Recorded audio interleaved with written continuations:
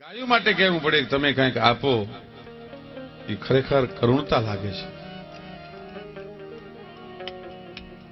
આ દેશમાં ભારત વર્ષમાં 100 કરોડની વસ્તીમાં 80 કરોડ હિન્દુ હોય અને તમે જેને માં કહેતા હો અને ઈ માયું ભૂખી મરતી હોય તો હિન્દુના દીકરા તરીકે આપણે કાંઈ ગૌરવ લઈ શકતા નથી. ભલા માણસ, એની માટે આપણે બધું કરી છૂટવું જોઈએ. એનાથી વધારે વાત કરું હું, તેથી જેની આણદાણ ફરે અકબરના દરબારમાં કોઈથી પાઘડીનો પેચ હમો નથી શકે, મૂછની માથે તા ન દેવાય, દાઢીના કાતરાની માથે હાથ ન ફેરવાય, જ્યાં પંખી પેચરંદ ન કરી શકે એવો અકબર શાહનો દરબાર, પણ હિન્દુસ્તાનનો બાદશાહ. અને એ જગ્યાએ અકબર શાહે નક્કી કર્યું હતું કે કદાચ કોક ગરીબ માણસ મારી પાસે ફરિયાદ કરવા ન આવી શકે, કદાચ મારા માણસો એને રોકે તો રૂબરૂ મારે એની ફરિયાદ સાંભળવી. એટલે બહાર એને એક દોરી રાખી હતી અને એના દરબારમાં એક ઘંટ રાખ્યો હતો. ફરિયાદી દોરી વગાડે એટલે અકબરનો હુકમ છૂટે કે એ બાર દરવાજે માણસ ઉભો છે એને લઈ આવો અંદર ફરિયાદીને.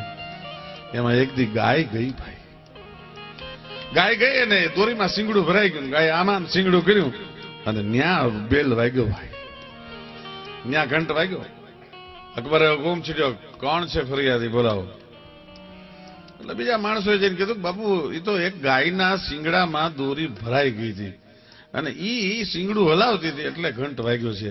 અને દુર્શાજી આઢા નામનો ચારણ હતો, એને એમ કીધું હતું કે જહાંપના, ઈ એમ નામ શિંગડું ભરવી નથી આવી, ઈ તને ફરિયાદ કરવા આવી છે. કે શું એની ફરિયાદ છે, સંભળાવો કવિરાજ.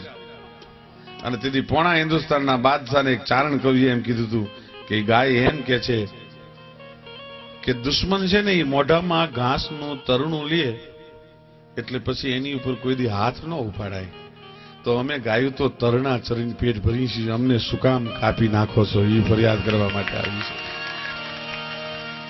બીજી વાત એ છે કે હું કોઈ દી મુસલમાનને કડવું અને હિન્દુને ગળ્યું દૂધ પાવ છું એવું નથી. મેં બે કોમની કોઈ દિવસ બોલી નથી કરી. હું માં હિન્દુની છું ને મુસલમાનની છું, અને માના ગળાની માથે કરવો ફેરવો છો, શરમ નથી આવતી તમને? અને તે દિવસે અકબર શાહે હુકમ કર્યો હતો કે જ્યાં સુધી મારી રાજ્યની સરહદ છે ત્યાં સુધી હું અકબર શાહ આજથી ગાયોની કતલ ઉપર પ્રતિબંધ મૂકું છું. આજની ખડદલી સરકાર નથી કરી શકી, એ તેથી મુસલમાન બાદશાહે કર્યું હતું. આ ખદડાઓને શું કહેવું? આ તમે રેકોર્ડિંગ કરો છો ને, એને સંભળાવવું હોય તો સંભળાવી દેજો.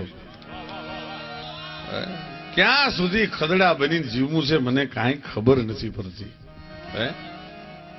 અમારે હવે ભિખારીને જરદાર કહેવા પડે છે અને લૂંટારાને સરદાર કહેવા પડે છે. અરે નથી આંખ રાતી અને નથી મૂછ મોઢે ડરે, અને અમારે દરબાર કહેવા પડે છે અને ભિખારીને જરદાર કહેવા પડે છે. આવું ક્યાં?